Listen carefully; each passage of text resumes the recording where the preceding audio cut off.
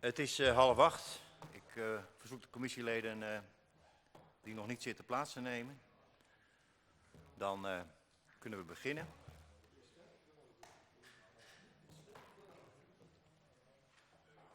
Welkom allemaal. Welkom commissieleden uiteraard. Welkom college. Welkom mensen op de publieke tribune. Heer Van der Bent, welkom. Daarmee de opening gehad hebbende. De vaststelling van de agenda. Zijn er commissieleden die op- of aanmerkingen hebben op de agenda? Uw voorzitter heeft wel graag een verzoek om het vragenmoment achter de presentatie te houden. En de reden ligt in het feit dat dit een presentatie is van derden, om het dan maar zo te zeggen. Van derden.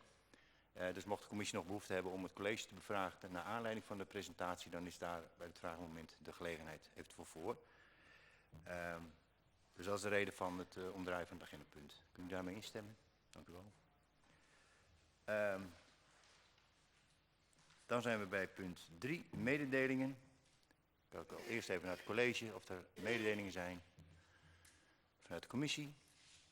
Ik heb geen... Mevrouw Slijver. Ik heb niet een mededeling, maar bij de ingekomen stukken, wij hadden het al aangegeven, dat we over de laaggeletterdheid iets wilden zeggen. Maar ik was het vergeten net nog even te melden. Dank u mevrouw Slijver. Nou, de griffier heeft er al in voorzien, dus hij staat al op de agenda. Dus dat was Dan nog even een mededeling. De heer Van der Ploeg. Om te weten dat vanmiddag had de DB van DDFK even bijna geweest hoe de plaatsing van alle personeel. En die ben al je de plak zetten op de voorkeur of nou ja, wat het hun past. En het goed is, gaat er een brief heen naar alle personeel en dan weten ze het morgen. Dus het is goed dat je hem dat ik even weet. Dank u wel.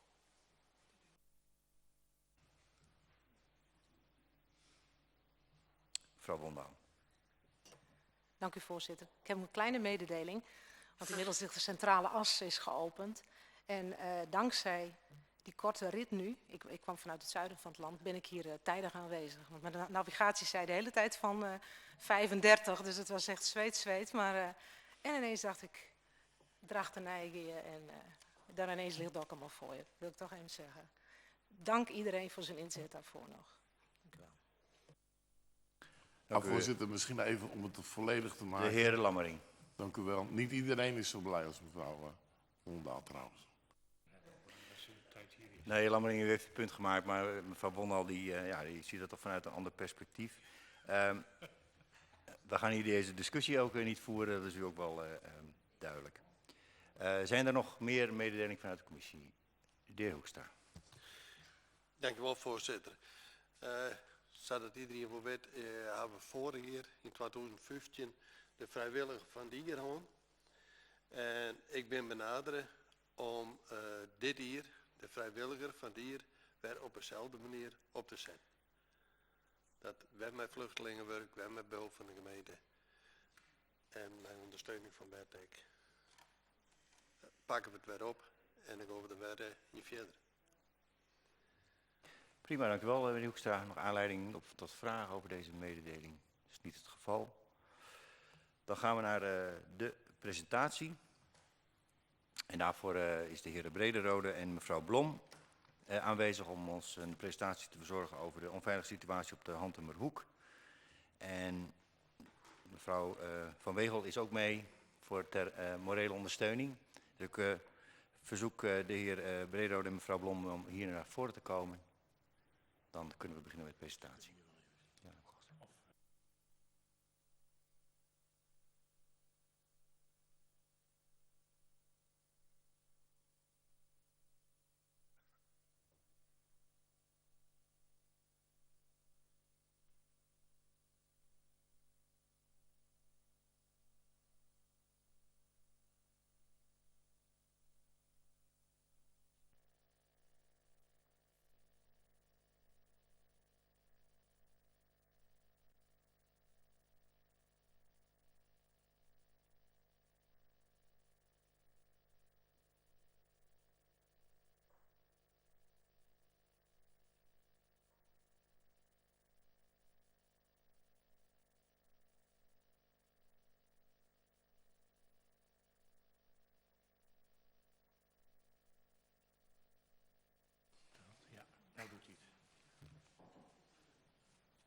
Goedenavond allemaal.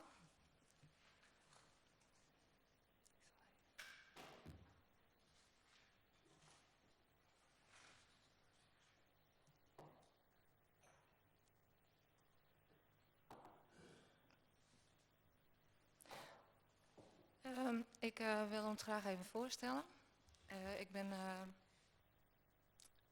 Ik zal even doorgaan in het Fries. Ik doe dit net heel vaak, dus het zal wel net helemaal goed ook soms. Maar ik ben Dineke Blom, ik ben op Vennewij nummer 4. En wij binnen hier vanwege de woonstreek Vennewij Hand om Huizen.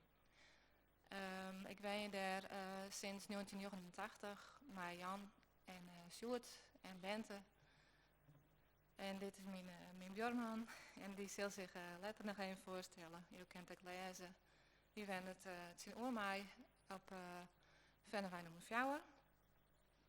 En ik wil even beginnen met mijn eigen stukje om alvast even een inleiding te gaan vanwege het probleem dat wij het zien oorrennen op de buurt vanwege de snelheid. Wij binnen hier om de buurt veiliger te maken. Ik vind mijn band die naar school gaan en die elke dag langs deze wei moeten naar school op hun fiets. Als we dan jaren dat de meesten binnen die 133 km per uur rijden, dan is het onverantwoord om onze band over deze wei naar school gaan te laten. Ik alweer deze meting in de nacht. Hoe daar wordt het door de veewijn die dagelijks langs rijdt en heel veel haast had, volle malen sneller rijden dan de tastjene snelheid. Maar het metingskastje van de gemeente gaat men natuurlijk inhouden. Op de momenten dat jou mij zorgen, dan rijdt iedereen heel netjes en keurig. Maar juist de boeten, zonder dat het kastje daar hangt, wordt er feest rijden. En ja, onze band kan net langs een oorwij dan deze. We laten aan even zien hoe die bij de uitziet. Het is net jouw band die het rijdt, maar wel de uze. Die het nogal slingerend vanwege deze motoriek, van zijn motoriek, de wij dagelijks rijden maat. En de huidige weg, de wij van nou, die had asfalt. En dat nodigt uit dat heel het rijden. En als je simmers bij huis komen en er rijden al die motors langs, dan wil je soms net weten hoe het er reist wordt. En krijgt als eerst een startbaan. Maar de plaatsjes let het aantal even zien. Us band die wil graag in de berm biatje. En zelfs dat is al heel gevaarlijk. Even wat hinsterbloemjes plukken en blazen. En ze staan op een wei. En ja, dan gaat het gauw even mis. En dan ben ik mensen die halen iets bandjes. Een van 2. En er is een vrouw die is zwanger. Ja, die gaat ik wel even een rondje doen. Die gaat een wandelingetje maken over de wei. En die moesten voortspringen vanwege dat hem dus auto's heel hard langs rijden. Nou, dan komen we nog bij de huisdieren. Die mag ik net vergeten, er zijn verschillende al omgaan. En ja, wij hebben onze kat ook nodig om het ongedierte boeten te houden. Dus ja, wij willen graag, ja, we willen net elke keer weer een nieuwe kat schapen, om zo maar te zeggen. Dat wordt echt een dure toestand, maar in elk geval, het is echt nog eens een keer onze beste vriend. Ik kan je wel een heel verhaal ophangen en nog meer voorbeelden aandragen, maar waarom het gaat is dat bij Justina is heel simpel. In een gebied waar Lietse ben en oude mensen wonen is een zone van 30 kilometer heel normaal. En daar gaat het om. En mijn buurman die gaat verder met de presentatie. Die zal even wat meer vertellen. Dankjewel. Dineke. Staat hij aan? Ja. Ik ben Henk Brederode en ik wil daar graag nog iets, wat uitbreiding op vertellen. Allereerst een citaat van de website van de Nederlandse politie. En dat gaat over fietsers en voetgangers die aangereden worden. Wordt u aangereden door een auto die 35 km per uur rijdt, dan overlijdt 5% van de fietsers of voetgangers hierdoor. Maar rijdt die auto 48 km per uur, dan is de kans dat u de aanrijding niet overleeft al meteen 45%. En rijdt die auto 64 km per uur, dan overleeft nog maar 15% de klap. Einde citaat. Terug naar onze woonstreek. Die wil ik voor de duidelijkheid even in een verband plaatsen. De 4 H-dorpen. Niets staat op zichzelf en onze woonstreek dus ook niet. Die ligt in het gebied van de 4 H-dorpen. Dat zijn Hantem, Hantemhuizen, Hantemeruitburen en Hiouren. Er zijn ook 4 kerken en men spreekt dan ook van de 4 H-kerken. Toch kun je dat niet helemaal over elkaar heen leggen, want Hantemeruitburen heeft geen kerk. En ook geen duidelijke kern. Dat is eigenlijk meer een buurtschap met verspreide boerderijen. Maar waar staat dan die 4e kerk? Die staat in de historische kern waar wij wonen, op 200 meter van de Hantemerhoeken. Onze streek, onze woonstreek, of hoe je het ook wilt noemen, is rond de 19e eeuw gesticht door de gereformeerde kerk. Je vindt er dan ook een voormalige pastoriekerk, kosterswoning, schoolmeesterswoning en school. Het geheel valt onder het monumenten-inventarisatieproject. Een aantal boerderijen lag er al en in moderne tijden is er nog wat nieuwbouw bijgekomen. In zo'n beetje alles, behalve de leeftijd, is deze historische bebouwingscluster vergelijkbaar met Hiouren. Of Meidelietse Jouwer, als de Friesen wil zeggen. Onze streek is ook een klein kerkdorpje eigenlijk. Maar het is niet in de middeleeuwen ontstaan en daardoor is het ook nooit officieel een dorp met wapen geworden. Daarom ook heeft het officieel geen bebouwde kom en wellicht daarom ook geldt bij ons geen maximumsnelheid van 30 km per uur, zoals die wel geldt in Hantem, Hantemhuizen en Hiouren. Maar dit betekent natuurlijk niet dat het bij ons wel veilig zou zijn om harder dan 30 km per uur te rijden. Wat is er mis? Er wordt iedere dag hard, zeer hard en onbeschoft hard gereden, dwars door ons woongebied heen. Nee, niet door iedereen, maar wel door veel te veel automobilisten. Verder is er in onze woonkern geen fietspad en zelfs geen voetpad. Alle weggebruikers, inclusief voetgangers, fietsers, mensen op een scootmobiel, kinderen op fietsjes, steppen en skelters, moeders met kinderwagens, mensen die een hond uitlaten enzovoort, moeten gebruik maken van dezelfde racebaan of zich voortploegen door de berm. Vervolgens staat het bord van max 60 kilometer, wat sowieso te hard is, als men zich er al aan zou houden, dat staat midden in onze woonstreek. We hebben aan de verantwoordelijke gevraagd waarom dit zo is. Niemand weet het, maar het is niet per se tegen de wet, dus wordt er niets aan gedaan. Vroeger was de Vennewei een smalle weg met veel bochten. En daar is dat filmpje al geweest? Nee, dat komt nog. Daar is een heel mooi filmpje van, dus misschien wel even aardig om te zien. Later is de weg zeg maar gekanaliseerd en geasfalteerd. En met name in onze woonstreek ligt hij er nu bij als een prachtige rechte start- en landingsbaan. Dan is het ook nog eens zo dat de automobilisten niet alvast vaart gaan minderen als ze in de verte een bord zien. Pas als ze voorbij komen zijn ze eventueel bereid het gas iets los te laten. Dus als ze al vaart zouden minderen tot 60 km per uur, gebeurt dit pas als ze de woonstreek alweer zo'n beetje uit zijn. En veel motivatie om dit te doen krijgen ze sowieso niet, want na onze woonstreek volgt nog een stuk landingsbaan van 200 meter door niemandsland. En dan is er opeens een school, waarover zo direct meer. Dat was het verhaal vanaf de oostkant gerekend, dus richting de Hantemerhoeken, de landingskant. Vanaf de andere kant is het zo mogelijk nog erger. Metingen wijzen dit ook uit. Automobilisten hoor je opschakelen vanaf de Hantemerhoeken. Als ze dan vaart maken door het onbebouwde gebied van 200 meter en onze woonstreek naderen, zien ze al het bord einde 60 halverwege de streek staan. Dit bord werkt bij velen als een lap op een stier. Men zit inmiddels toch al in de 4e of 5e versnelling en er is geen houden meer aan. Het bord staat niet op de goede plaats en, nog belangrijker, 30 kilometer is daar echt hard genoeg, zoals dat op andere vergelijkbare plaatsen ook hard genoeg is. De maximumsnelheid moet lager. Maar zal het verlagen van de maximumsnelheid dan geen gevolg hebben voor de doorstroming? Niet of nauwelijks. Het meeste verkeer gaat sowieso over de Dokkumerwei, de Stationswei en de Bangawei. Bovendien ligt onze woonstreek vlakbij de Hantemerhoeken, waar 2 T-kruisingen liggen. Daar kun je toch al niet harder dan 30 km per uur, al zou je willen. En vaak moet je er gewoon stoppen. Het enige verschil zou zijn dat je een paar honderd meter eerder 30 in plaats van 60 km per uur moet rijden. Dat gaat echt helemaal nergens over. Vergelijk het geval Afsluitdijk. Toen de maximumsnelheid daar van 120 naar 130 km per uur ging, dachten velen daar flink tijdwinst door te kunnen boeken. Wel 10 minuten of meer, dachten sommigen. Maar wat bleek, over een afstand van 32 kilometer scheelt het zo'n 69 seconden. In ons geval gaat het over een paar honderd meter en hooguit om enkele seconden verschil. De melkwagen bijvoorbeeld zal er niet minder op tijd van rijden. En voor tractoren maakt het al helemaal niets uit. En voor de ambulance geldt dat de kans om iemand van het asfalt te moeten rapen alleen maar verkleind zal worden.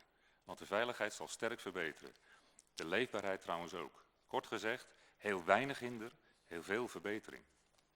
De school. 200 meter van ons woongebied ligt de christelijke basisschool de Fjouwerhoeken. Ook daar zijn verkeerstechnische problemen en die hangen voor een deel samen met die bij ons. Er is nu geen tijd om er heel diep op in te gaan, maar met name het verband wil ik in het kort toch graag even duiden. Tot 4 keer op een dag is er op de Hantemerhoeken een behoorlijk chaotische situatie als de school uitgaat of begint.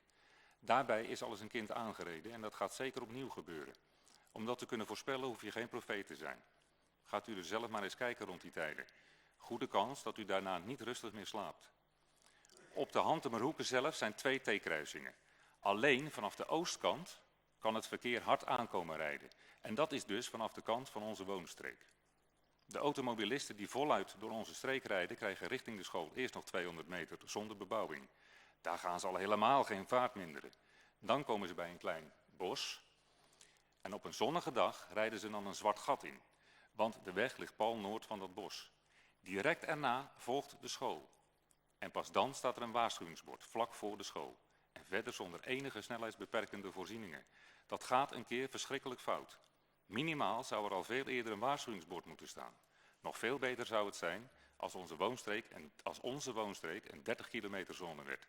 Dan wordt het niet alleen bij ons veel veiliger, maar het zou ook als een prima buffer werken naar de gevaarlijke kant van de school toe.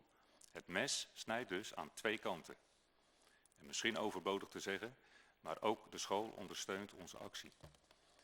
Gesprekken met de gemeente. In de afgelopen 1,5 jaar is er een 3-tal gesprekken geweest. Bij de laatste 2 was ook de wethouder aanwezig. Die gesprekken hebben weinig opgeleverd en, met alle respect, de tegenargumenten snijden ons inziens weinig hout. Weten wij het dan beter? De theorie is één ding, de praktijk is een ander. Wij ervaren iedere dag aan den lijve en van dichtbij wat daar aan de hand is. En wij zijn in die zin ervaringsdeskundigen tegen wil en dank. Het enige wat de gemeente heeft zijn de metingen. En die geven om verschillende redenen een wat vriendelijker beeld dan de realiteit, al blijven ze nog meer dan schokkend genoeg. Maar belangrijker, ze gaan uit van de valse aanname dat 60 km per uur een veilige snelheid zou zijn in een woonstreek zonder voet- of fietspad. Een steeds terugkerend verhaal is ook dat de inrichting in orde zou zijn. Maar die inrichting gaat uit van 60 km per uur. En het bord staat sowieso op de verkeerde plaats. Rood asfalt trouwens, dat rijdt net zo snel als zwart asfalt. Wel veiliger voor fietsers en voetgangers is een apart fietspad naast het rode asfalt. Zoals dus op de Stationswei en de Dokkumerwei het geval is. Zie foto's. Maar wij hebben dat niet. Je kunt bij ons overigens gemakkelijk het dubbele van 60 kilometer rijden. En je komt er nog mee weg ook, want bekeurd wordt er niet. Dat wordt trouwens door de politie zelf beaamd. Gesprekken met de politie. Met de politie is eveneens gesproken. Ook respect voor wat die mannen en vrouwen doen. Maar hun middelen zijn beperkt. Handhaven is lastig en meten of flissen vanuit de auto schijnt problematisch te zijn in verband met rechtsgeldigheid. Een aantal jaren geleden is er bij onze buurt wel een handhavingsproject van de politie geweest. Daarbij werden automobilisten staande gehouden om ze te wijzen op hun verantwoordelijkheid. Dit heeft eventjes een lichte verbetering gebracht, maar daarna was alles alweer snel bij het oude helaas. Er is nu sprake van dat de politie dit wederom gaat doen. Wij willen met nadruk zeggen dat wij hierop niet zitten te wachten, hoe goed bedoeld ook. Wij weten uit ervaring dat dit niet gaat werken en dat zal alleen maar vertragend werken op een blijvende, veilige oplossing. Om nog maar te zwijgen over de kosten die ons inziens wederom weggegooid geld zullen blijken te zijn. Is handhaving van 30 km per uur dan wel mogelijk? Om te beginnen riskeerden de circa 60 automobilisten per dag die daar boven de 80 km per uur rijden, hun rijbewijs als ze dat blijven doen bij maximaal 30 km per uur. Maar ook dan zal er wel eens geflitst moeten worden natuurlijk. Veel beter is het dus om de 30 kilometer zone zelf handhavend te maken door middel van fysieke, snelheidsbeperkende voorzieningen. Zoals je die ook ziet bij Rode, mag ik u even onderbreken? Ja? Ik ben bijna al een kwartier... Is dat zo? Ja. Ik nader het einde, voorzitter. Oké. Maar het is... Goed. Ik zou het heel graag even afmaken. Zoals je die ook ziet bij Hantem, Miauwde, Nierwieten, Naardokkum enzovoort. En toevallig is er bij ons alle ruimte voor zulke voorzieningen aan beide zijden van de woonstreek. Nou had ik ook een hele verhandeling over metingen, maar die zal ik weglaten. Ik zal er in het kort het volgende over zeggen.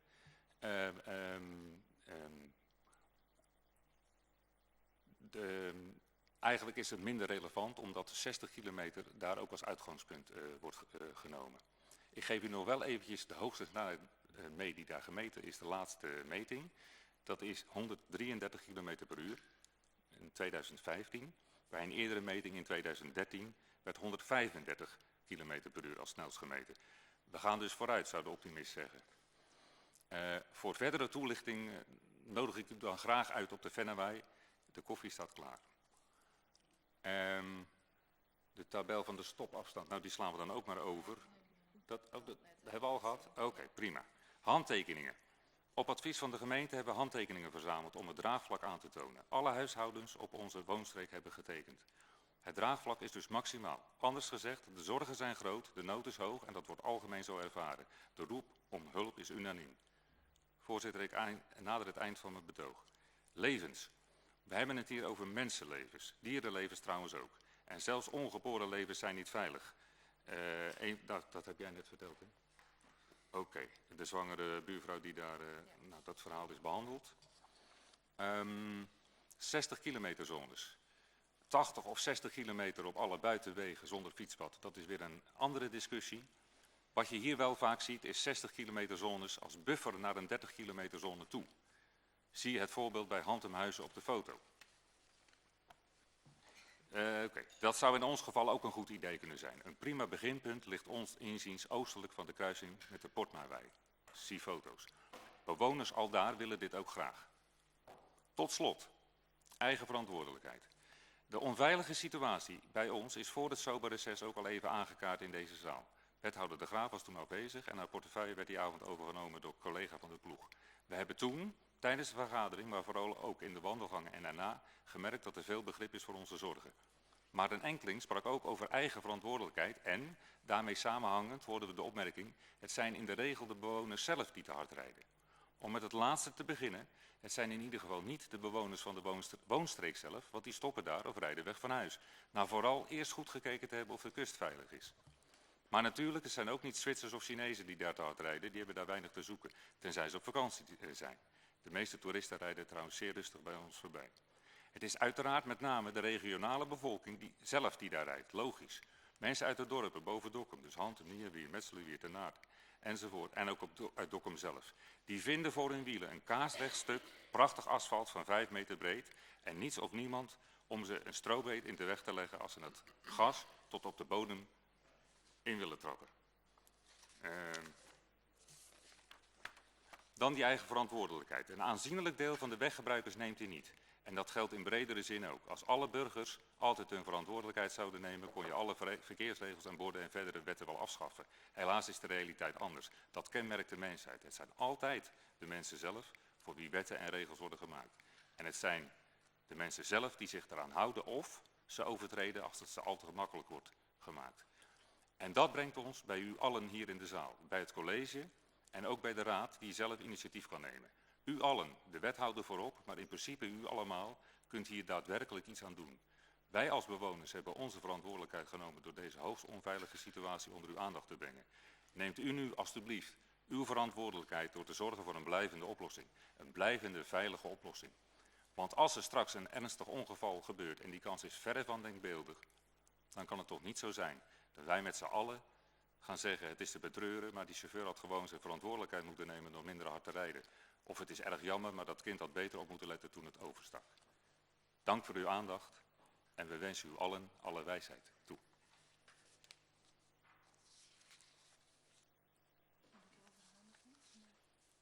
Oh ja, handtekeningen zal ik aan de voorzitter overhandigen. Oh, die zit inmiddels weer daar. Ja.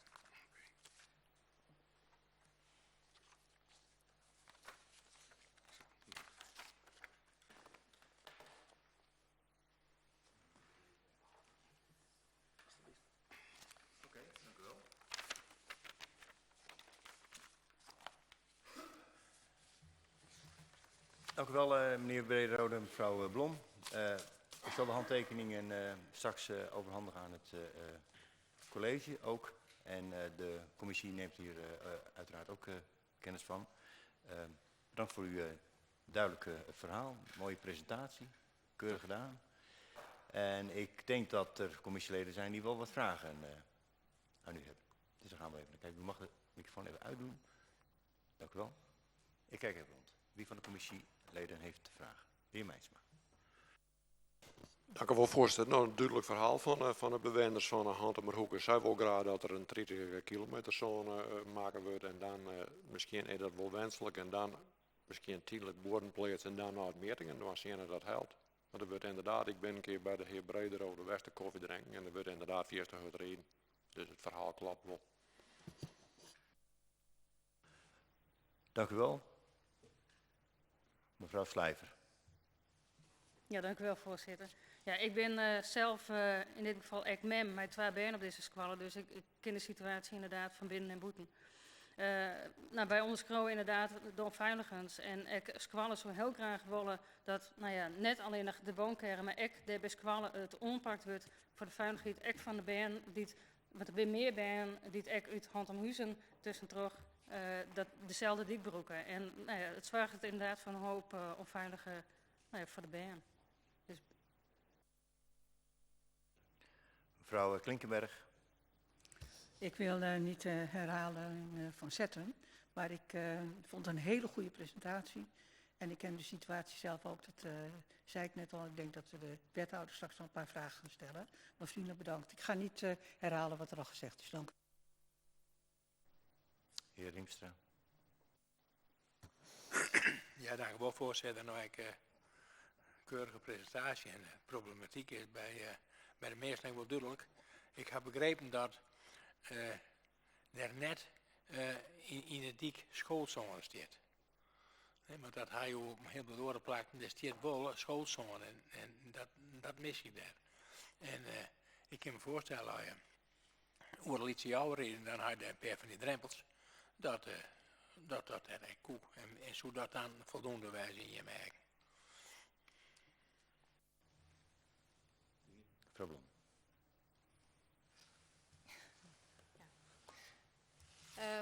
Ja, we hebben alle kanten pensioen en bejachten en dit is in huis eigenlijk inderdaad op dit moment de beste situatie. Natuurlijk zou het ook handig wezen om een fietspaad naast de dik te hebben, maar ja, dan ga je alweer verder. Hè? Dus we gaan het op dit moment even hierbij houden. Riemstra. Zo voldoende beantwoord. Goed.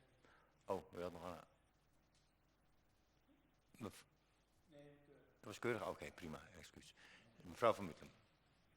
Ja, dank u wel, voorzitter. Nou, ook mijn dank voor de presentatie. Jullie zeggen van als de borden komen van 30 en die worden dan wat verder gezet als dat nu de 60 kilometer zone is, dat zou al een verbetering zijn. Nou, dat zal in mijn ogen niet al te veel geld kosten. Maar denk je dat je daar gelijk de snelheid ermee uithaalt? Want wat er gezegd wordt van ja, het zijn meestal de eigen bewoners of de mensen uit de omgeving die precies weten waar elk bochtje zit, die gas op een plank geven. Een bezoeker die daar toevallig langs rijdt, die rijdt echt niet te hard. Het zijn vaak de mensen uit de regio. Zou dat voldoende zijn? Of net zoals wat meneer Hiemstra zegt, die verkeersmaatregelen zoals in Hiaugen, nou dat haalt de snelheid eruit. Dat is één vraag. En de tweede opmerking, dat gaat even over school. Ik kom daar regelmatig langs bij de school. En ik sta er versteld van. En dan zeg ik misschien nu iets heel negatiefs, maar ook hoe ouders daar auto's parkeren om hun kinderen te brengen of te halen. Dat er nog maar 1 aanrijding is geweest, dat vind ik al dat is echt een godswonde. Want ook daar van die ouders kan wel wat verlangd worden. Want dat is echt een chaos in mijn ogen. Is er een opmerking op de opmerking van mevrouw van Muttem? Dan laat ik het toe. Als ouder zijnde, er is niet een andere mogelijkheid om je auto te parkeren. En ook dat is een probleem wat binnen de school, waar een werkgroep in oprichting over is, om ook dat parkeerprobleem inderdaad aan te pakken. Want ze zijn zich ervan bewust dat ook dat niet veilig is. Maar op dit moment kan het gewoon niet anders. En anders zouden we het heel graag horen. Mevrouw Slijver, dank u wel. Misschien nog even op de vraag over de eventuele snelheidsbeperkende maatregelen. Het is zo, als het naar 30 zou zijn, als het naar 30 wordt verlaagd, dan is het zo, er rijden daar nogal wat auto's boven de 80. Dat zou dan meer dan 50 kilometer te hard zijn. Dan ben je je rijbewijs kwijt, als er gecontroleerd zou worden. Misschien dat dat iets zou helpen, maar naar onze mening zou het uiteraard volle beter zijn als er drempels zouden komen. En daar is bij ons alle ruimte voor, aan beide kanten van de streek en ook bij de school eventueel.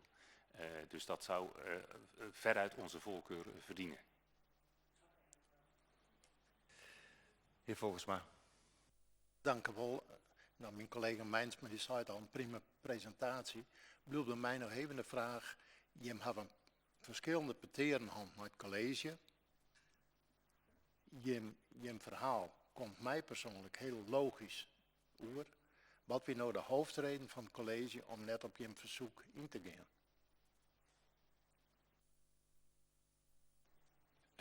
Dat vraag ik me eigenlijk ook een beetje af. Zoals ik al zei, er wordt erg gehamerd op de inrichting. Die zou kloppen. We hebben in het gesprek ook de ambtenaar zat erbij natuurlijk. En het ging vaak over de inrichting dat die zou kloppen. Maar die inrichting gaat van die 60 kilometer uit. En die inrichting, ja, het is gewoon één recht stuk asfalt. Dus wij zien niet goed waarom dat een goede inrichting zou zijn überhaupt. Maar helemaal gaat het dus uit, zoals ik al zei, van een valse aanname dat 60 daar veilig zou zijn. Dus daar zitten we misschien een beetje langs elkaar heen te praten. En verder is het argument genoemd. Nou ja, er hangt ook een kostenplaatje aan natuurlijk. Wij denken zelf dat het een kwestie van prioriteiten is. Als de mensenlevens, zeker als de mensenlevens op het spel staan. En voor de rest kunnen we misschien nog een keer aan de wethouder zelf vragen wat haar bezwaren dan zouden zijn. Maar wij hebben daar niet iets in kunnen vinden wat bij ons hout sneed. Oké, dank u wel. Ik kijk nog even rond of er nog een heer Hoekstra. Eén klein vraagje. Ik hoor jullie over de politie heeft gehandhaafd. De politie heeft snelheidsdingen onderzocht. Maar ik hoor jullie helemaal niet praten over de VVN. Is die erbij geweest? En die mis ik in de presentatie. Veilig Verkeer Nederland had ik willen noemen in het onderdeel metingen, maar door tijdgebrek heb ik dat niet meer kunnen doen. Er zijn metingen gedaan door de gemeente zelf. En de laatste meting is in afgelopen september, vorige maand, gedaan. Die is wel door Veilig Verkeer Nederland gedaan, in opdracht van de politie. Alleen die meting is mislukt. Ze hebben daar een kastje opgehangen voor een week. En wij hebben natuurlijk ook geïnformeerd naar de resultaten, want dat hadden we hier willen presenteren vanavond. En vroeger zouden we gezegd hebben, rolletje mislukt. En tegenwoordig is dat een ander verhaal, maar het is mislukt. Dus we hebben daar geen gegevens van. Maar er is ook contact met VVN. En ook die hebben handtekeningen, zijn bekend met de handtekeningen die ingezameld zijn voor de... Maar nogmaals, wij willen liever niet het spoor van de politie. Wij snappen dat het heel goed bedoeld is, maar door de ervaringen uit het verleden wordt dat weer... Nou, we gaan wat controleren, mensen op hun verantwoordelijkheid wijzen. Maar het wordt geen blijvende oplossing. Dus wij hebben veel liever dat het door u opgelost wordt. Nou, dat is een duidelijke boodschap. Dank u wel. En tot ziens. Tot ziens.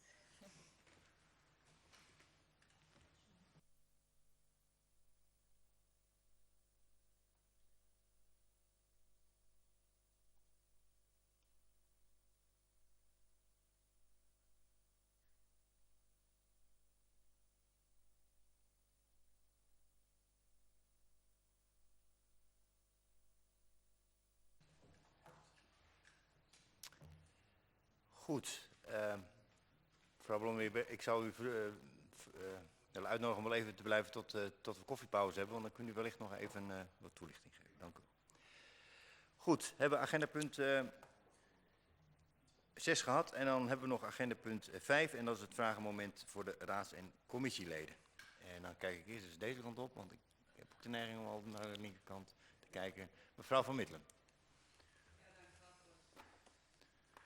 Dank u wel, voorzitter. Ik zal even mijn vraag erbij pakken. Ik had hem vorige week al even aangekondigd, want ik zat even in de verkeerde commissie. Er zijn de afgelopen week nogal wat berichten in de media geweest en we hebben ook informatie toegestuurd gekregen over de mogelijke gevaren van de kunstgrasvelden, oftewel de autobandkorrelvelden noem ik ze nou maar, want daar schijnen ze uit gemaakt te zijn. We hebben intussen ook vernomen van de week dat er aanvullend onderzoek door de overheid wordt uitgevoerd. Daar ben ik erg blij om, want ik vond het onderzoek wat gepresenteerd werd bij Zembla, en toevallig ken ik het onderzoeksbureau, was nou niet echt een goed onderzoek wat er in eerste instantie geweest is.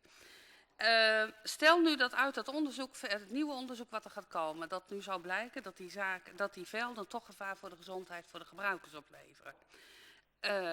Wat betekent dat dan voor ons als gemeente qua kosten, qua verantwoordelijkheid en dergelijke? En zijn wij daar ook op toe bereid? Dat zou ik graag willen weten. Nou, een als dan vraag aan de wethouder. Ja. Ja, dank u wel, voorzitter. Ja, vorige week waren we geconfronteerd met dat NIJs. En we hadden voortdurend op acteerd, want er zijn 12 verenigingen in onze gemeente die kunstgasvelden hebben. Dat is Rob Boys en dat is Bikwik. En we vonden het onze verantwoordelijkheid om hun te informeren in daarover. Je kan nou net zeggen dat dit onderzoek wat het wie, dat het dat onderzoek wie. En ik ben ook heel blij dat de minister het echt voor de dagelijks oppakt had erop te zeggen van ja, het RIVM moet dus nou een onvoldoend onderzoek doen, want het liep er echt op dat het vorige onderzoek echt net helemaal valide wie. Dus wat dat betreft, en ze had ook adviseerd van blijf wel voetballen, want beweging is vanzelf wel heel wichtig. En op dit moment is er nou net een reden tot paniek.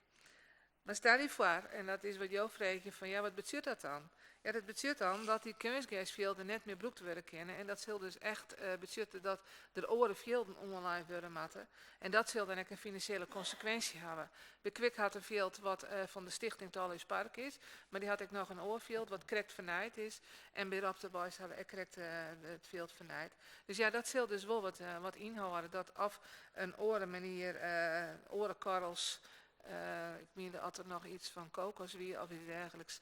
En dat betekent het wel. Dus we zijn wel heel nieuwsgierig en we zullen het in de gaten houden wat er uit het onderzoek komt. En op het moment dat er maatregels naar willen maken, maar we die gewoon nemen, want de volksonderzoek staat wel voorop. Mevrouw Klinkenberg, aanvullende vraag op dit onderwerp? Ja, dank u wel. Nou, ik begrijp eigenlijk uit uw vraag van, dat u ook zegt van hoe is het geregeld? En ik voeg daar dus aan toe, heeft de gemeente hier een aansprakelijkheidsverzekering voor?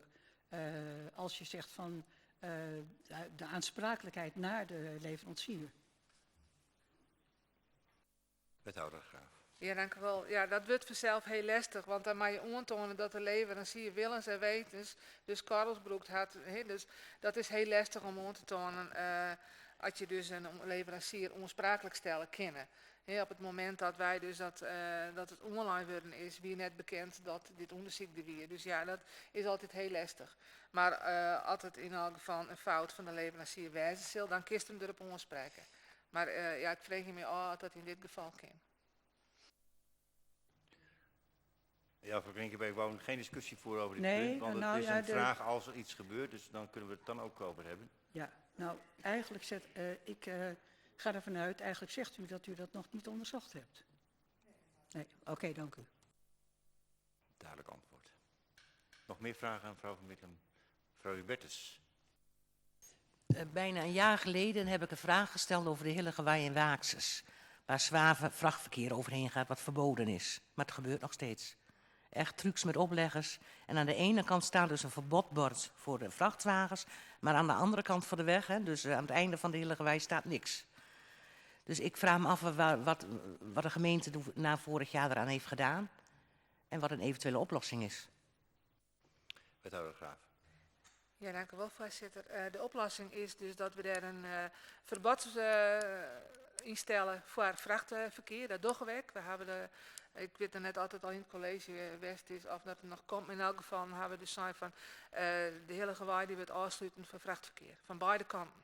En dan moeten we dus een college besluiten, maar rond de groenslag lezen willen wij dat handhaven kunnen.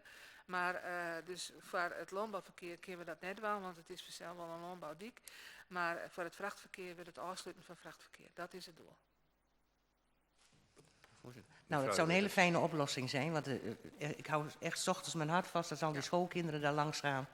Kijk, en die tractoren, men is gewend dat daar trekkers rijden. En die houden daar ook wel rekening mee, maar die vrachtwagens, dat dendert maar gewoon door. Ja, want het diekje is echt te smal. Trekkers kunnen altijd nog wel wat in de bergen, maar die gaan het longen even in. Maar vrachtauto's die hebben die mogelijkheid net en het is gewoon te smal. En dat er 2 binnen is en het niet bij elkaar longen. Dus dan heb je helemaal een probleem. Maar wij gaan dus daar een verbod instellen. Dank u wel. Meneer Wilker. Dank u wel, voorzitter. Via de media konden we lezen dat er landelijk wel 10.000 ben geen onderwijs volgen. Een ernstige zaak vinden wij als FNP. Hoe staat het in uw gemeente? En wat wordt er aan dienen? En leidt er echt een verband met de leegletterheid? Dat zijn dus vragen. Dank u wel, voorzitter. Nou, u hebt wel prijs vanavond, mevrouw de Graaf. Ja, ik ben het wel een beetje gewend. Het is een heel oor onderwerp zelf. En het is ook een onderwerp dat ik me juist heel bot met waan te houden heb. En net dat het nou zo toevallig uitkomt, maar van de moment hebben wij een peteerhom met Mark Dullaert. Dat is de onjager, landelijke onjager voor de thuiszitters. Met jou dus ik naar verwijzen. En we zitten daar in het RMC-verbond. Er zijn 3 regio's in Friesland die het maken geerwerkje voor onderwijs, gemeenten en het voort- en het basisonderwijs. En wij hebben ook een soort regietafel daarom dat we maalkoor, dus ik zorg van de band die wij in beeld hebben willen en die we dus ook zo gauw mogelijk weer in het onderwijs hebben willen.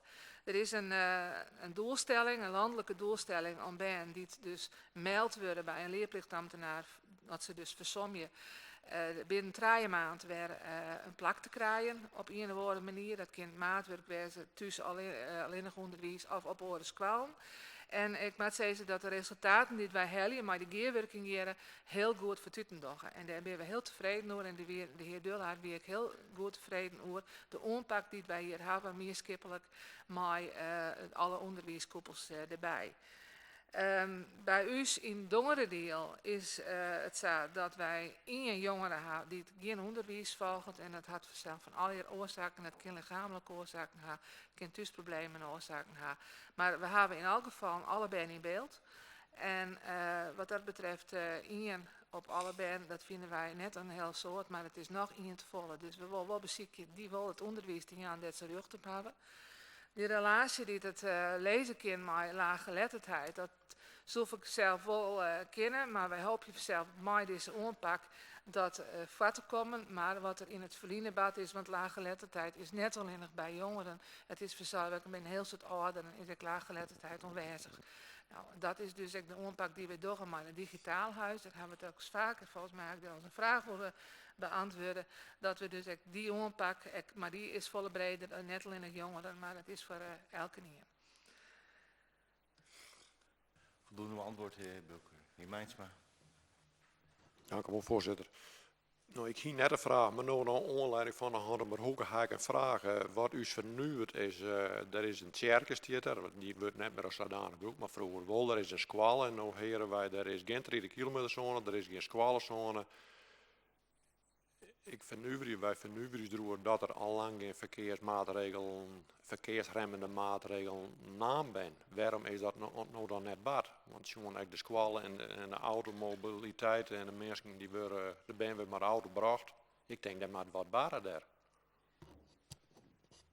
Ik heb het idee dat er wat meer vragen leven. Ik wil in ieder geval Hiemstra. Ja, dank u wel, voorzitter. Dit lost voor mij niet het probleem op, maar dat hier mensen dat elkaar en dat vernuivert u eigenlijk ook een beetje. Met name ook omdat uit mijn gedachten zit een plan, en dat laat met name nog meer bij squalen, dat er praten is over nou zeg ik het zeggen, een laad- en losplaats, zeg maar zeggen, van Ben. En dat lag in een stukje gebied van Staatsbosbeheer ook. En hoe is de stand van zaken daarmee? En wat zijn dan de mogelijkheden met verkeersremmende maatregelen? Maar ik de stand van zaken, maar dat verkeer, maar dat jouwt natuurlijk dat scheelt een stuk van het parkeren van ouders en het in- en uitladen van misschien ramen voor Ben. Dank u wel. Zijn er nog vragen over dit punt? Over Venneweg, mevrouw Klinkenberg. Dank u wel. Nou, ik sluit me helemaal aan bij wat de heer Mijnsma vraagt. Wij hebben ooit in de Lietse Jouren een bijeenkomst gehad. Daar was u ook aanwezig. Verkeersdeskundigen, vooral met fietsers.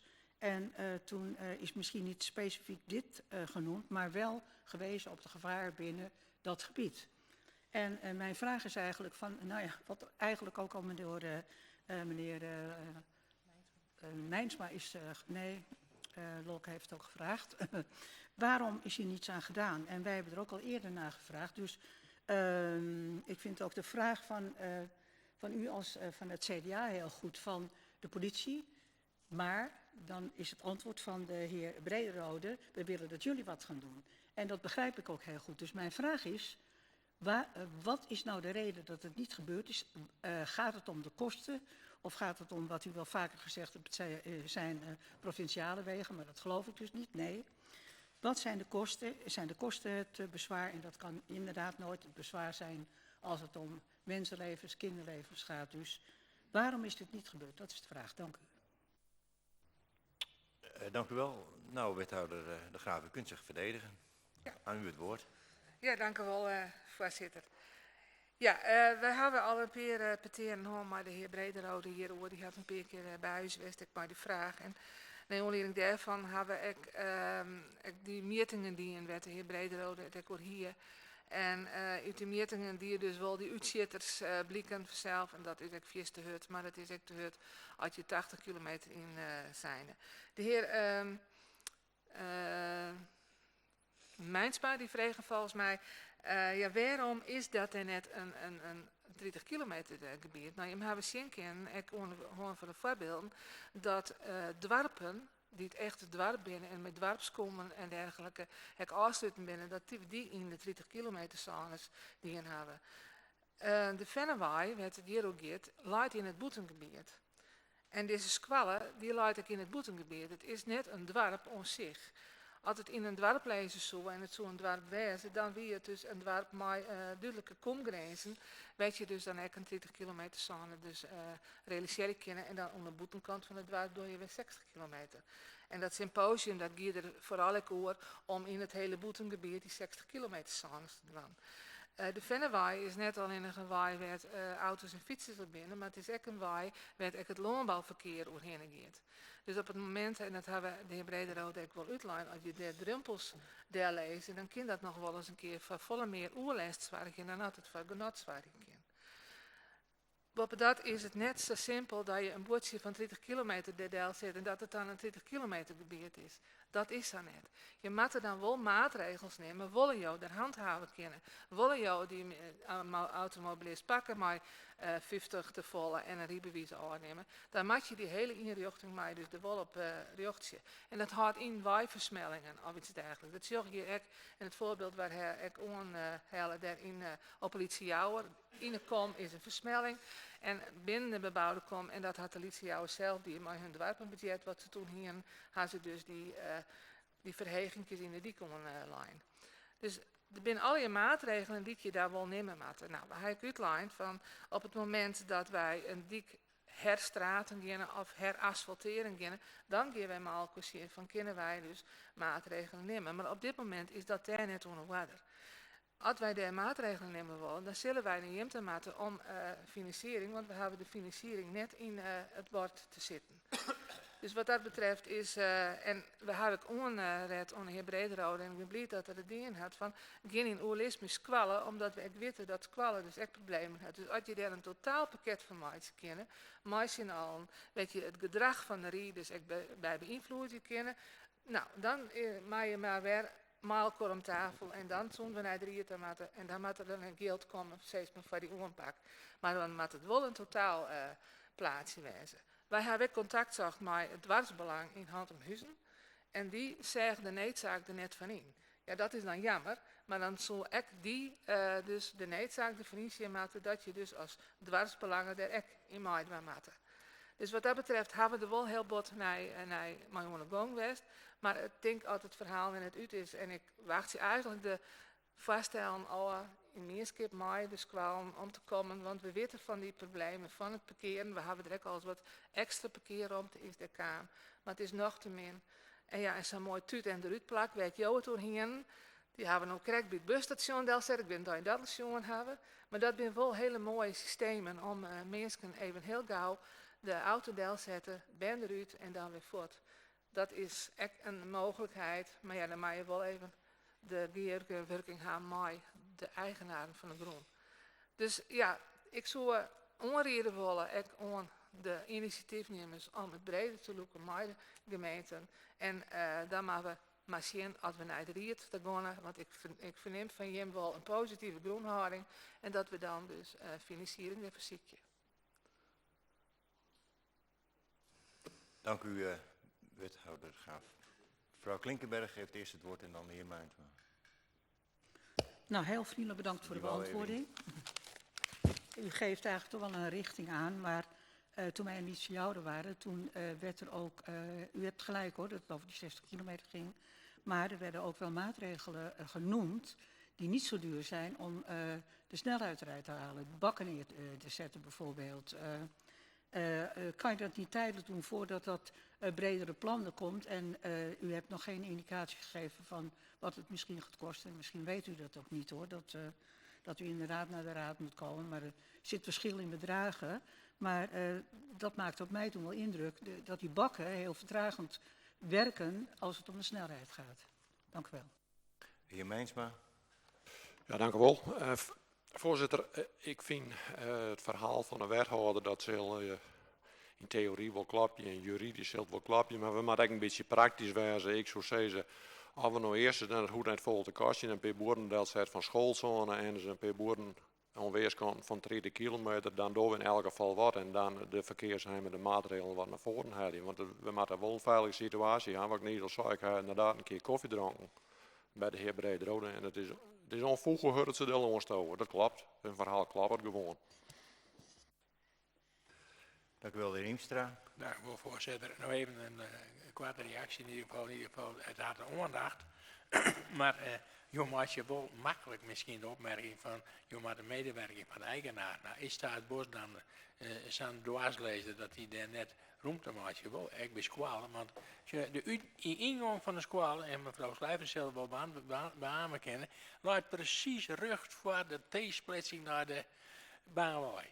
En je bent daar zo op verschrikkelijke behind in al soort dingen. En laat daar net een komen. Nou, en ik ben maar de heer Mijnsmeers en als je 2 kuub asfalt daar leest op een bultje en dan is op een liedje jouw kijken, gebeurt dat goed, maar een drempeltje erbij dan weet het al klaar. Dank u, Hiemstra. Nou, u weet, dat weet u natuurlijk als geen ander, dat de Raad ook instrumenten heeft om het college daartoe te bewegen. Dus wat dat betreft, dan zien we dat misschien eind van de maand. Mevrouw Slijver. Ja, ik moet nog alleen kort reageren. Het blijkt inderdaad, wat ik begrepen heb van iets kwallebei, is het lastig om contact te krijgen, of het oorlist te krijgen met Staatsbosbeheer. Ik weet net, als jou daar misschien ook nog wat in budget te kennen.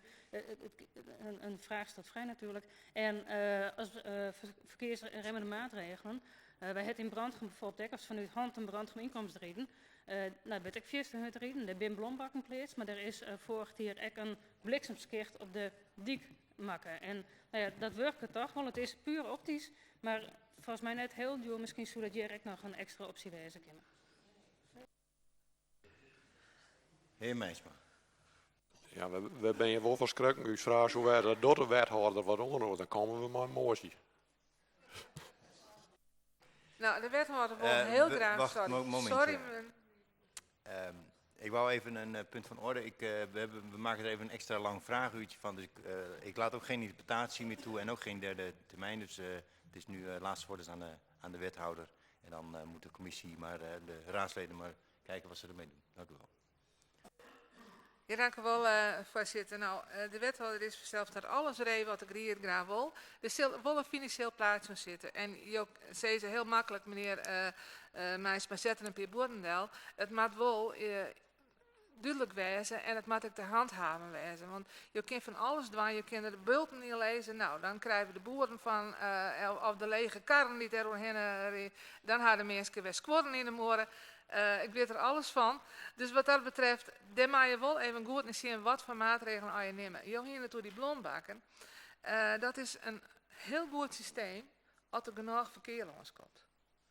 Want als je te meer verkeer hebt, want je moet die blombakken die werk je op het moment dat je een zinlezer hebt en dat je wachtje moet.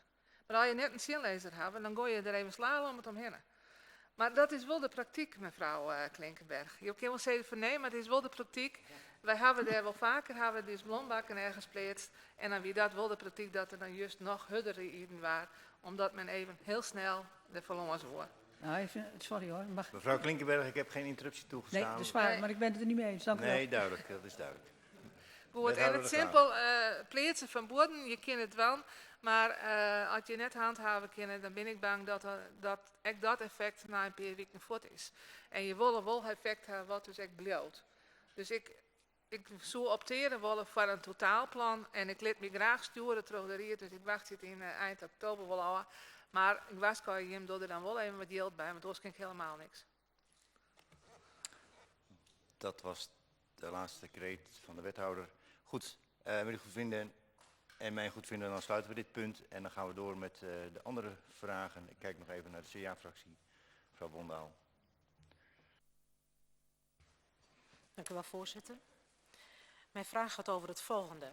Het schoolmaatschappelijk werk vervult in Dongerendeel een belangrijke rol voor de scholen, maar vooral voor kwetsbare kinderen en gezinnen. In het onderwijs is men het niet zo snel eens, maar hier in Dongerendeel zijn alle scholen het er wel over eens dat de kwaliteit van de huidige maatschappelijk werk heel goed is. Korte lijnen, snel contact, efficiënte hulpverlening om ergere problemen te voorkomen. Nu kreeg de CDA-fractie van verschillende kanten een bericht dat dit stopt per 1 januari. Het wordt uitgevoerd door CEDIN nu. Het contract schijnt opgezegd te zijn. Dus de vragen zijn dan ook, klopt dit? Waarom zo plotseling? Waarom worden scholen niet voorgelicht of meegenomen in dit proces? En het meest belangrijke, hoe wordt deze kwalitatieve, hoogwaardige dienstverlening geborgd in Dongerendeel? Dank u wel. Wethouder Graaf. Ja, dank u wel, voorzitter. Ik snap nou niet waarom het CEDIN een afspraak met me maatje wordt. Ik kon er net opkomen. Het kwam maatschappelijk werk, wat dan stapjes zo per 1 januari is. Het wil mij net om dat wij stapjes zullen met kwam maatschappelijk werk. Misschien wel maar CEDIN, maar en de kwaliteit is goed, dat weet ik, kwarte lijnen. En dat maken we eigenlijk ook horen. Dus ik zal even uitzieken hoe wij dat aan ze dan borgen gaan op het moment dat het, want het kwam maatschappelijk werk, altijd goed werk doet, want wij willen graag wijzen op het plakwet, dat wil vaak zijn, je moet wijzen op het plakwet dat constateert. En daar mag je dan ik voort en dadelijk zeg, de hulpverlening opzetten kunnen. Dus het lijkt mij raad dat het kwam maatschappelijk werk stopt. En, maar hoe het met CEDIN, ik weet het net, ik zal het even uitzieken. Mevrouw Bondaal. Misschien kan ik nog even kort uitleggen hoe het zit. Het contract met CEDIN is opgezegd. En CEDIN die verzorgt schoolmaatschappelijk werk al gedurende langere periode in Dongerendeel. Dus daar zijn hele goede relaties daar weer opgebouwd natuurlijk. En dat is natuurlijk, dit is iets wat ook voor hele kwetsbare doelgroepen en gezinnen is. Dus het is niet zoiets dat je kan zeggen van het is een accountant of zo, zeg maar. Van nou. Maar ja, ik denk toch dat je daar wel echt wel aandacht aan moet besteden. En daarom zijn we er ook voor geschrokken. En vandaar ook de vraag van, klopt dit inderdaad? En ja, hoe zit het in elkaar? Ik zie het even helemaal uit. Wethouder. Sorry, meneer de voorzitter. Ik zie het in elk geval even uit. En het lijkt me raad dat het stapje gaat op 1 januari is, want je moet die zwaarte wel verliezen. Dus ik wil even weten hoe het hier echt onderhandeld is. Maar ik snap nou waarom het zo'n afspraak maar mee wonen, ja. Voorzitter, Dank u wel. mag ik nog even een vraag ter verduidelijking stellen? Uiteraard, helemaal niet. Is het dan ook zo, mevrouw Wondaal, dat degenen die daar nu schoonmaatschappelijk werk doen, dan ook per 1 januari dreigen te verdwijnen? Of als de zorg wordt doorgezet, komen daar dan andere mensen voor terug in de plaats? En is dat wel zo wenselijk dan? Dat zijn dus ook allemaal vragen. Dank u wel, voorzitter. Dat zijn dus ook dingen die wij ons afvragen. Want er zijn natuurlijk hele relaties opgebouwd met scholen, teams ook. En vandaar de verrassing, we zijn mid-oktober en dan denk ik als ineens gezegd wordt van dat contract wordt opgezegd. Ja, hoe ga je die continuïteit, die nu kwalitatief zo hoogwaardig is, dan toch waarborgen? Dus vandaar onze zorg en de vraag hierover. Ja, kijk, ik deel die zorg zeker, omdat als het aan mensen gebonden is die zorg verleent, is dat helemaal belangrijk. De heer Lammering, dank u wel. We hebben de toezegging van de wethouders, dan komen we er op dat moment wel op terug en dan zal ze de zorg overbrengen. Hiemstra. Dank u wel, voorzitter. Nou, dit is even een vraag die is hier eigenlijk al eerder had u voorzitter ook wel eens gehoord dat je even over het pijlbesluit in het Lauwersmeer. Dat Noorderzeilvest is daar een besluit toe nemen met het wetenschap en de provincie Grens die vragen dat aan. Hoe is het, hoe ver ben we nou eigenlijk? Want de veiligheid, als het 40 centimeter omheen komt, betekent dat het boezemwater echt 40 centimeter omheen komt. En wij willen gewoon even nieuwsgierig, wethouder, hoe in de stand van zaken, de boeren zijn al wat ongerust. Hoe zit het met u? Nou, wethouder, gaan we gewoon even pauze nemen. De wethouder van de ploeg. Dank u wel, voorzitter. Nou, verleden jaar zit meer dan mij. En toen gingen wij, laten we zeggen, eerst in de stuurgroep Lauwersmark vragen gesteld. Wetende dat wij geen voeg gaan als gemeente. Absoluut net. En dat voeg leidt bij de provincie, het voeg leidt bij het wetenschap Noorderzeilvest om daar wat mee te doen. Maar het is wel zo dat wij jaren naar, laten we zeggen, landbouwers, maar ook naar de burgers, een paar dingen wel scherp moeten. Dat is ten eerste de veiligheid mooi net in gering wijzen. Er moest een goede nulmeting komen. Er moest een, laten we zeggen, duidelijk wijzen dat er één loket weer. Nou, dat waren zaken die heel helder wijzen moesten. Nou, van mij zei de provincie van, wij hebben een goede skeerregeling zonder plafond. De nulmetingen binnen de veiligheid is net in geding. En er is ook één loket. Nou, dan denk ik van, ik is net zo hele volle mee. Alleen toen dat bleken die met uitwerking, ja, toen zitten er nou wel wat, mankeerde er nou wat om. Die skeerregeling zal wel goed wijzen. De veiligheid wordt verschillend doordacht. De nulmeting is bij recreatieondernemers wel dienen, maar net bij alle boeren in het loon eromheen. En dat had de maatje met andere woorden soorten kwel, als het pijl omheen gaat. Dan is de druk vanuit het Lauwersmaar richting Groenwerd rek omheen en dan gaat de zwarte kwel omheen. Dat wil zeggen dat het groen minder goed benutbaar en bewerkbaar is. En wat zeg ik zijn van die veiligheid, maar de bewerkbaarheid die komt wel in gedrang. Nou, er is een bezwier richting Raad van State gaan.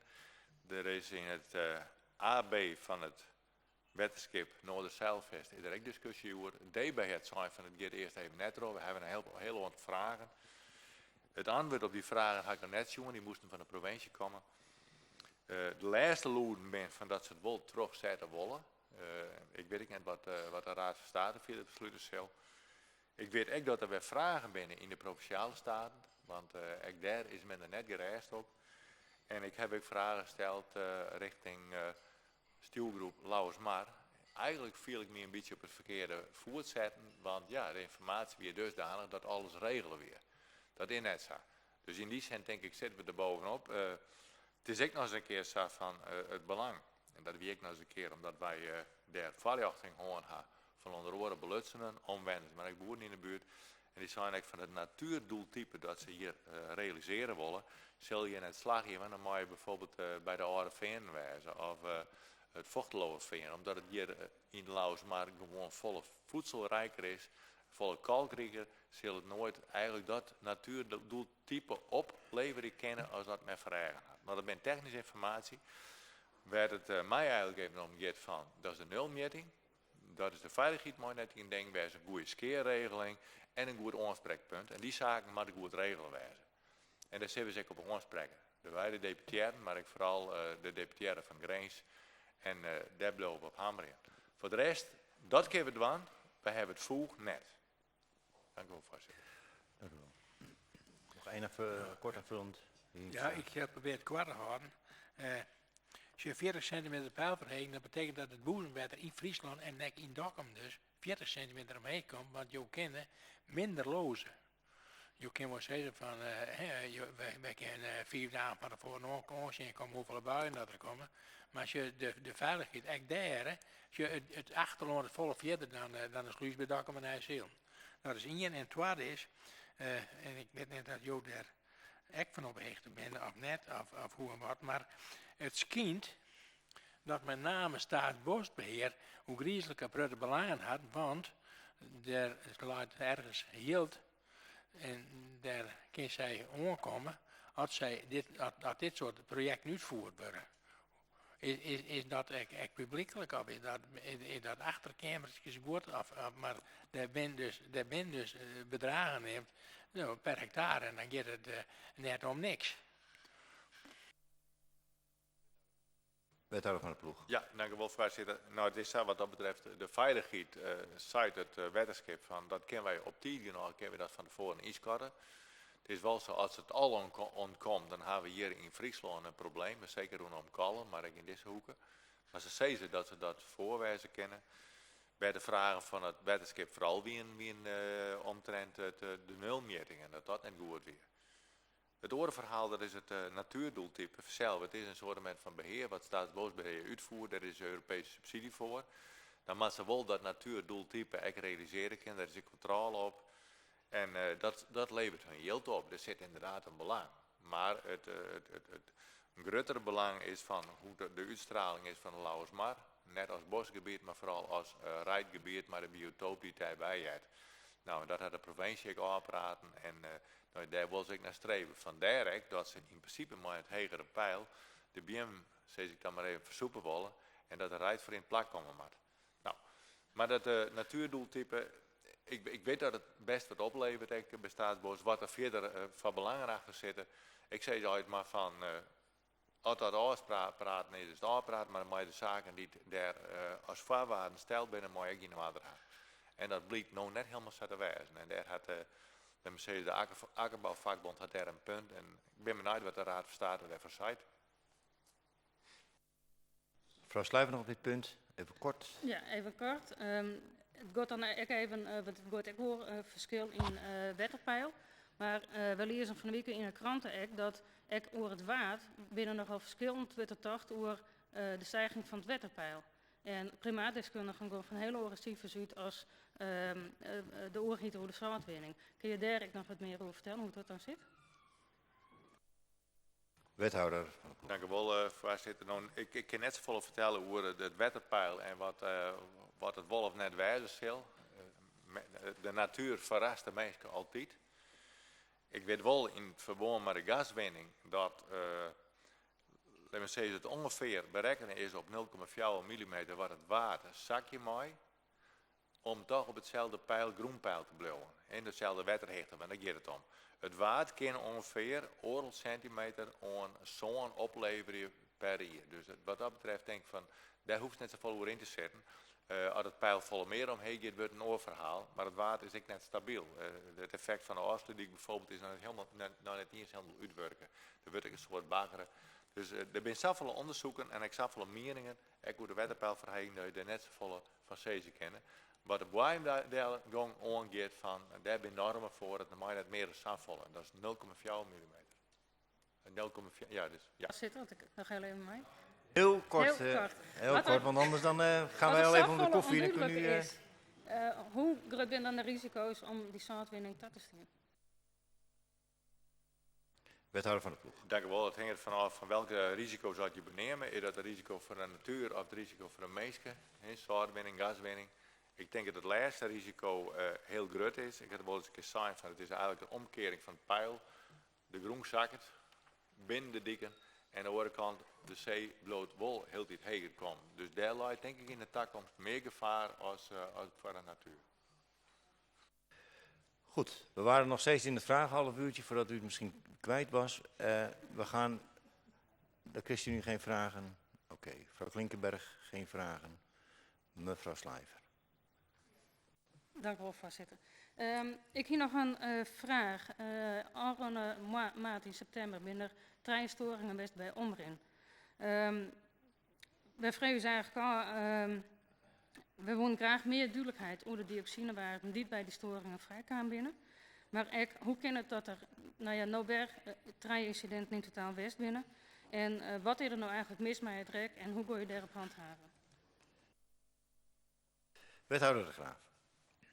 Ja, dank u wel, voorzitter, dat die storings er binnen en dat er heel vaak op tamboureerd wordt in het Nijs is altijd wel duidelijk. Omdat het vanzelf nou echt een zaak is die een soort zwargen baart. En die zwargen die dierlijk ik wel maaien. Die dioxinewaarden, ik wil wel even opvragen dat je die even krijgt van mij wat dat betreft. Dus dat zei ik hem wel even daar. Fase 4 altijd het gaat dan echt om de dioxinewaarden tijdens die storingen. Hè? Ja. In elk geval fase 4 te iepen bier wezen kennen, want dat is wel even een punt vaak. Ik heb wel begrepen nou dat ze nou echt zoeken naar de omjouwing. Dat ik een onderzoek doe van wat voor invloed had een rek nou op de omjouwing. Dit is goed in Boetenkaam dat ze dat doen. En ja, soms ben het hele simpele storings, maar soms ben het ook storings weet van je denken van hey, dat hier ze van tevoren weten kennen. En dan ben ik het maar niet eens. Dus daar spreken we hun ook wel op om. Ja, aan de andere kant, oren verbaningsovers hebben ook storings en die willen dus net zo breed uitmeten omdat dat u net volle site het is ergens anders. Dus wat dat betreft kist net helemaal storingsvrij wezen, al was het wel heel graag was. Maar in elk geval, wanneer er weer een storing is, dan reageren we wel voor het dagelijks weer. En de NICE-voorziening is in elk geval al flink verbeterd dat men directe melding doet en de directe omwaaienden daarover informeert. Want dat scoorde in het begin gewoon wat om. Nou, wat dat betreft binnen er wel verbeterpunten. Ja, en ik hoop je dat het een storingsvrij hier wordt takken meer, maar ik kan niks garanderen, mevrouw Slijver. Mevrouw Slijver. Ja, het rek wordt ook een die dus ja, ik hoop het maar om mij, maar nou ja, we zullen het zien. Nou ja, het gaat is er vooral om dat het goed duidelijk is wat zijn de gevolgen van die storingen. En nou ja, ik denk dat je daar goed naar ziet. Heer Lammerink. Dank u wel, voorzitter. Ik heb een vraag betreffende de sociale zaken en de sociale recherche. En ik heb begrepen dat dat wel in deze commissie past. Want we hebben meer zaken behandeld. Bijvoorbeeld de fraude scoringskaart en dat soort dingen. In deze commissie. Meneer Lammerink, volgens mij is het de portefeuille van de heer Braaksma. Ja, dat wou ik net zeggen, voorzitter. En die mis ik. Ja, precies. Ja, en dan denk wij missen hem allemaal. Ja, daar ben ik blij om. Daar ben ik echt blij om, voorzitter. Maar wellicht, meneer Lammerink, deze voorzitter maakt er niet zo'n heel punt van of het nou in de een of de andere commissie, en dat hebben we in het presidium ook afgesproken, dat we daar niet al te strak in zijn. Alleen is het wel raadzaam om de vraag nu te stellen, omdat de heer Braaksma er nu niet is. Is het wellicht misschien handig om in een volgende commissie te stellen, tenzij het geen uitstel is. Nou, maar ik denk bij mezelf, had meneer Braaksma hier niet moeten zijn dan? Nee, omdat zijn portefeuille zien. Dan denk ik dat het goed is dat we in het presidium dan daar nog eens een keer over praten. Want ik heb toch het idee dat dingen toch wel heel hard door elkaar lopen, hoor. Maar nou, goed, dat zal ik er laten. Ik zal die vraag, voorzitter, zal ik bewaren dan totdat ik meneer Braaksma zie. Ik hoop volgende keer. Mag ik dan een andere vraag stellen? Ja, heer Lammerink, misschien even ter aanvulling. Er is inderdaad ook gesproken om de sociale zaken wat meer te gaan bundelen. Daar is in het presidium ook over gesproken. Dus u heeft een terechte opmerking. En daar wordt al hard aan gewerkt. En ik geef u de gelegenheid tot het stellen van een andere vraag. Dank u wel, voorzitter. Ja, ik had voor deze vraag mijn eend willen meenemen. Maar dat mocht niet van jou, Douwe de Vries. Maar een eend. Een eend. Hij is zindelijk, maar helaas, dat mocht niet. Kijk, de jacht is weer begonnen. En wij als Dongerendeel Sociaal zijn fel tegen plezierjacht. Ik heb daar eens een keer met de wethouder wat over mogen spreken. En de wethouder heeft me verzekerd dat het niet op grond van de gemeente wordt gejaagd. En toen dacht ik, ja wethouder, controleert u dat ook? Wordt er ook op toegezien? Wordt er ook bijgehouden? Dat is eigenlijk mijn vraag. Duidelijke vraag. Meneer wethouder van de ploeg zal een duidelijk antwoord geven. Dank u wel, voorzitter. Nou, dit zit in de allerleegste categorie wat handhaving betreft. Dus dat mag wel een tip hebben en een handhavingsverzoek. Dus wij gaan dat net automatisch uit uzelf. Dank u wel. Ja, De heer Lammering. u begrijpt, voorzitter, dat ik en met mij velen dat heel treurig vinden dat dat dus bijna geen prioriteit heeft. Terwijl het voor ons en vele andere mensen gaat om het uitmoorden van dieren. En dan denk ik, nou, daar mag je toch wel meer prioriteit aan geven. Voorzitter, nou, zullen we het even centraal houden. Heer Lammering, ik heb net al wat ik zei over het andere punt.